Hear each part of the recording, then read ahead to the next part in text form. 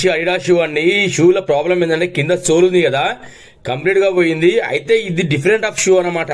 ఇన్నిసార్లు మనం వేసిన షూ వేరే, ఈ షూ వేరే. అయితే ఈ షూకి ఏంటంటే మీరు చూడండి, సైడ్ లో మీరు చూస్తున్నారు కదా, ఒక వీ షేప్ లా వస్తుంది అనమాట. మిడిల్ లో వచ్చేసరికి ఆ సోల్ మళ్ళీ సన్నగా అయిపోతుంది.